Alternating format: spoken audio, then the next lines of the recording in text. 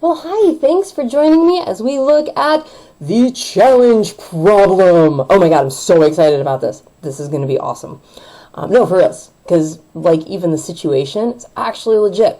All right, let's take a look at this. So, first of all, I'm just going to say this is a challenge problem. The only reason this is a challenge problem is because it looks intimidating. Once we get in and start working with this, you're going to see that all the math that you're doing here, it's the same math that you did in all of the practice problems. The only thing that's different about this one is, oh my god, words and words and more words and more, like all the words ever, like all here. Okay, not ever, but there's a lot of words. So that's what makes this problem a little bit more intimidating. So when you see a problem that looks like this and there's a lot of words, we're going to take a deep breath, and we're just going to go one piece at a time. IB will never ask you to use the end of a problem to solve the start of a problem. It sometimes, as we've seen in previous problems in this practice set, it will use a previous answer to help you get the next answer, but it doesn't work backwards. So I can rest easy knowing that if I just start up here at the start of the problem, I'm okay. This is actually all I need to know right now. I don't need to read the whole problem. I'm just going to take this one piece at a time. So let's go one piece at a time and see what happens. So a company performs an experiment on the efficiency of a liquid that is used to detect a nut allergy. Oh my goodness, so important. Like, nut allergies are a real thing. I mean, there are people who are so allergic to peanuts that even if they just breathe peanut dust, they end up in like serious breathing trouble.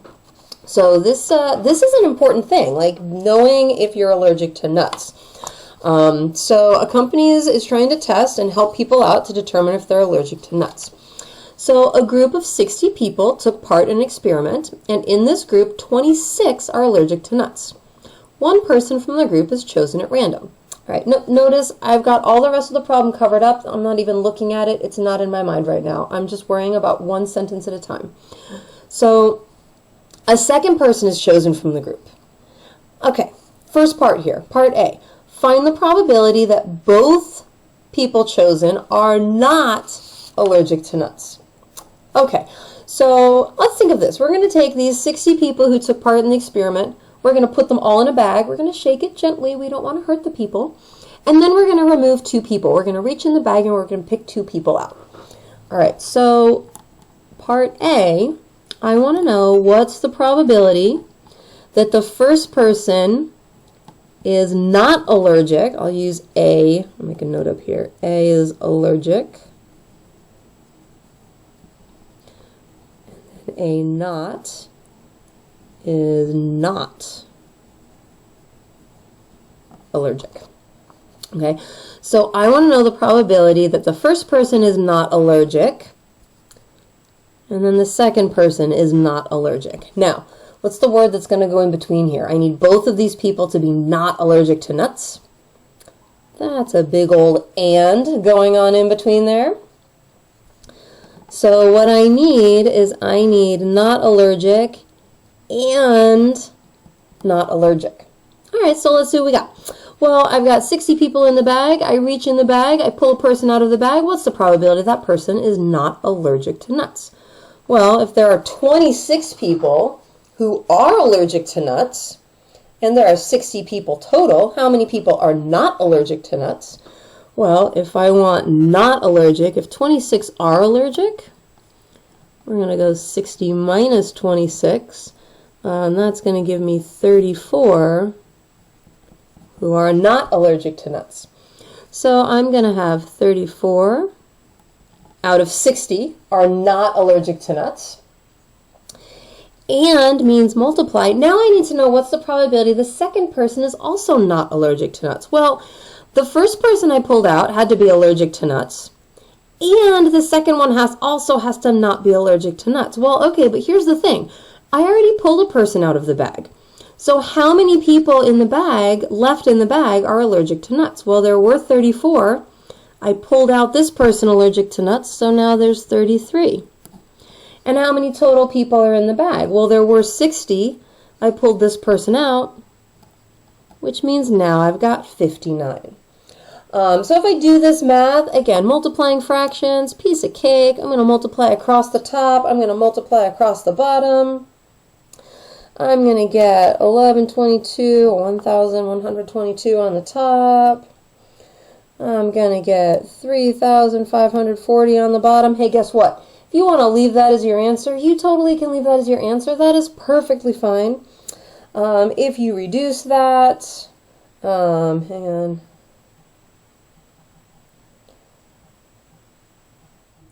If you reduce that, you're going to get 187 out of 590.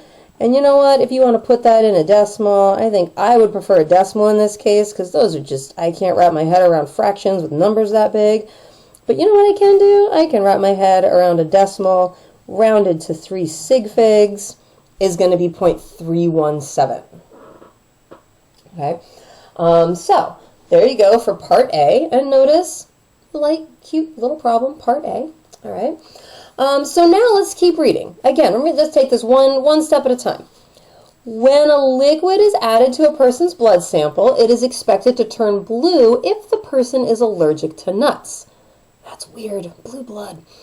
And to turn red if the person is not allergic to nuts. I think it would stay red, but whatever. Okay, so blue means allergic, red means not allergic. Okay.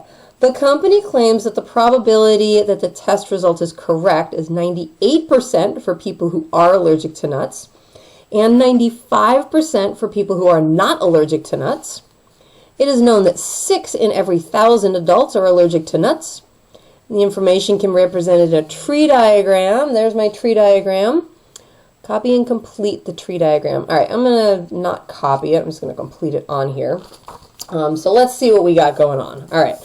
A lot of numbers being thrown our way here. So let's see here. All right. So I know 6 in every 1,000 adults. So this means 6 out of every 1,000 adults are allergic to nuts. That is the number that goes down there. Allergic to nuts is 6 out of every 1,000 people. Well, so what number is going to go on the bottom here? Well, remember, they have to add up to 1. So if I go 1 minus 0.006, I'm going to get 0.994. Okay? So 994 people out of 1,000 are not allergic. Now, 98%... Okay, so people who are allergic, 98% of the people who are allergic, remember, if you're allergic to nuts, you should turn blue. Not you, but your blood. And so that 98% of people who are allergic, the blood test turns blue. Well, so what percentage is going to stay red? 0.02. Red indicates that they are not allergic. So what that means is that there's a 0.02 probability that someone who's allergic to nuts is actually going to get an incorrect result. All right, so not allergic to nuts. Well, let's see what we have here. 95%, the company claims the probability of the test result is correct. Okay, so if someone is not allergic to nuts, I'm going to put up here correct. So if someone is allergic to nuts, blue is the correct color. If someone is not allergic to nuts, what's the correct color? Well, remember, red if the person is not allergic to nuts. So if they're not allergic, red would be the correct color. So the test results are correct for 95% of people. So this is going to go down here. Because red is the correct test result for not allergic, and 95% of those test results are good, which means 0.05 are going to be incorrect. So this is how we would do the tree diagram for this. Now the next parts, we're going to actually use this tree diagram. So I'm actually going to stop this video here. Using this tree diagram, see if this gives you enough of a start where you can do parts B, C, D, and E on your own, and then come back and check the videos and you can check your work. Awesome.